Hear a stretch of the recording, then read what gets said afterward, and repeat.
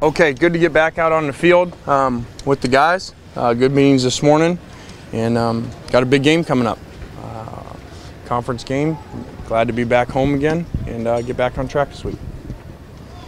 After the loss, what did you, on Sunday you said you kind of talked to your guys about the big picture of the season. Can you just kind of go over what you said? Yeah, I just wanted to make sure they knew where standings were and what everything meant, because sometimes kids don't understand that, and there's still a lot at stake.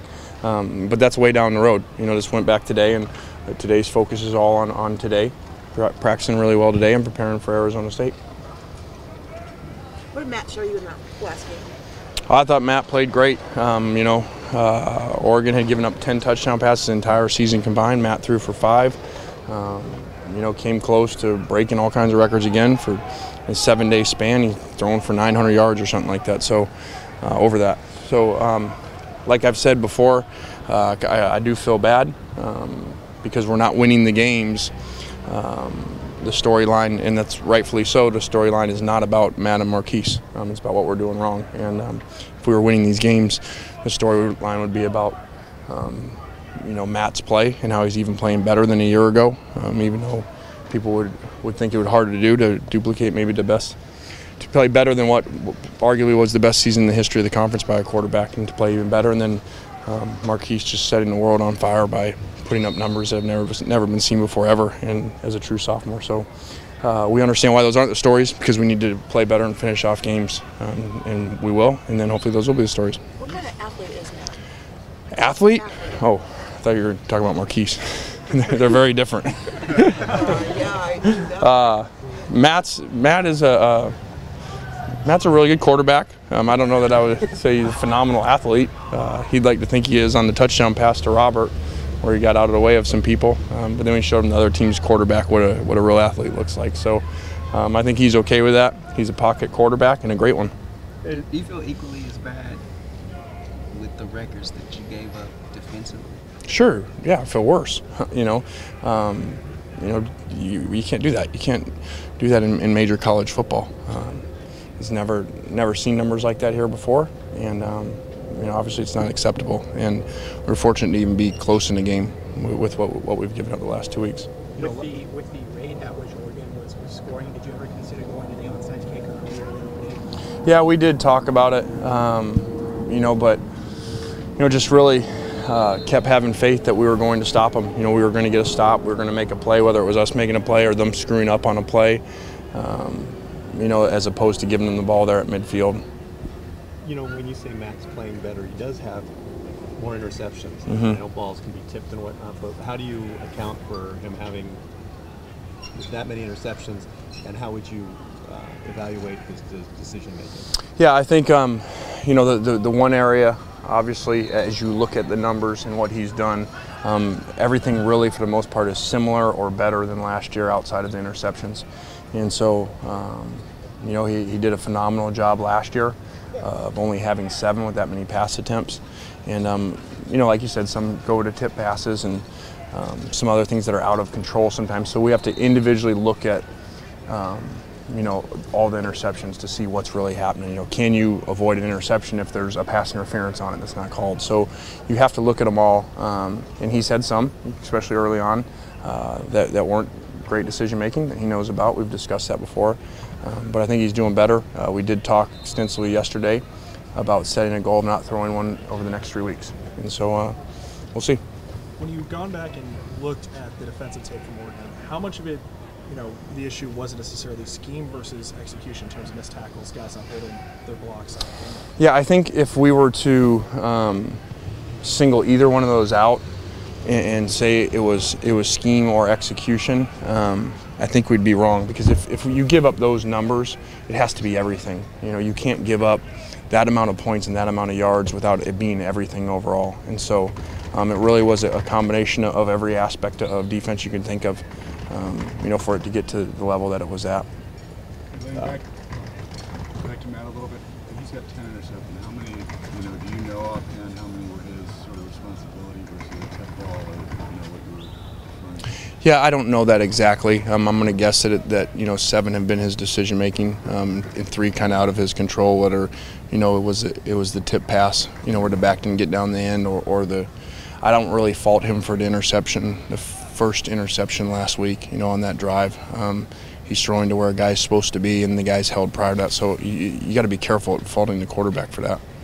How is When Robert's you're talking role? about Sunday, a lot of talk about what to do on defense and all that. How does that conversation go with your players or your assistants when, your dad is the head of the defense? How do you handle that? Well, yeah, we have to look at ourselves always. Anytime, no different than the Stanford game, than what we did on offense. We have to look at ourselves as coaches in a game where it's that lopsided, and no different than the Stanford game. Completely looked at myself, and you guys heard me that week talk about not protecting the new center enough, or the rookie left tackle, in that environment. And so, we've taken the blame as a staff, and rightfully so. You can't fault your players when numbers are like that. What was behind the decision to go for 2 points when you guys scored that final touchdown? There wasn't. It just, guys were down there, and so the game was over. It wasn't like there was some big thought process. It was just let them throw another pass. Are you going to vote today, or have you? We just wanted to see if they'd get another pass interference on Marquise. See if they break a record for a single game. I don't answer political questions. Even if you are going to vote? I don't answer them. There's no win. We have plenty of problems ourselves.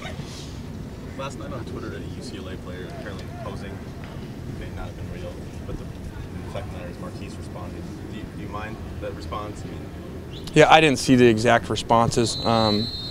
I give Jim more credit. Jim called me last night to make sure. I didn't know anything about it. I was just working to make sure they knew that it was not one of their players, because their player had come to them and say somebody had hacked into their account or was posing as them. So I immediately called Marquise and Robert to make sure that they knew that. But I don't know all what was said. What did you say to Marquise and Robert? I just said make sure that you're not responding at that point, because you're responding to someone who you don't think it is. Did you see what they wrote? I didn't. No. How has Robert's role in this offense changed this year?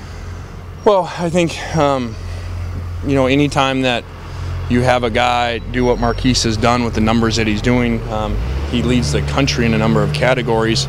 It's hard to have enough balls, for another guy to have the same year that he had before when he broke all the records the year before. So unfortunately, he's not getting as many balls, or just aren't as many to go around. But he's still very critical, and he still helps us a lot by the coverages that get dictated towards him based off of what they know that he can do if they do leave him alone.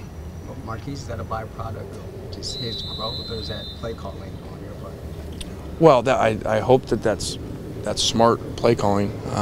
I would not think that, as a USC fan, I wouldn't be real excited if the ball wasn't going to Marquise Lee very much. That didn't say much for our staff. So obviously we force a lot of balls to him for a reason, because of what he's done. I think that you could easily argue that he's the most dynamic player in college football right now. Look, put his numbers the last 2 weeks. I don't think anybody's ever done it in the history of college football.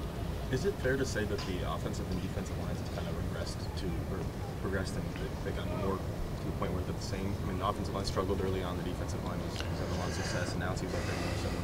Yeah, I think if you go back a few weeks ago, where some numbers were certain ways on offense and defense, and I kept trying to tell you guys, I know you have a job to do, but try to reserve your overall judgment until a full season's done, because a lot of times I don't think that you guys look at who people are playing and where things are ranked. And like I told you, as good as our defense was playing, you start looking at what was coming down the road, and the offense is comparable to the first ones. We were going to have to continue to improve. And then on the other side, as you looked at, a 2-week span there prior to this week of pass defenses that were ranked at the bottom of the country. So to answer your question, I kind of reserved a judgment for the whole thing till the end, and I think what you've seen is we've come back down on offense, and we've gone back up to where probably the expectations were for our offense. And I've told you before, I believe in average per play, because your offense can't control the tempo at which it goes with. So sometimes you don't play as many plays, or if you're not getting off the field on defense, you don't play as many plays. And credit to these guys. I think they're 4th in the country in average per play. So I think over 7 yards per play. So the defensive line has not continued to improve? Well, I think anytime that you look at, 2 weeks ago they threw the ball 50 times and we don't have a sack, we're not going to be very pleased with that. And then the numbers that we gave up. I don't know that it's not necessarily improving. I think, we've got to show who are we. Are we the team early? Can we go against a high-powered offense and play really well? And we'll be tested here the next couple weeks. Now that he's had a couple of games to start in a row, how would you assess the job that Max Turk has been doing at left tackle? Phenomenal. For a true freshman to play is one thing. For a true freshman to start is another thing. For him to start at left tackle behind Matt Barkley and play as well as he has, I think the second half of Colorado was one thing. He got tested a little more in Arizona in a hot game, and then he goes out and plays 80 plays and some special teams plays versus a really, really good defense that had not had the ball moved on them, their first defense all year. So you have to give the kid a ton of credit for what he's been able to do. All right, thanks guys.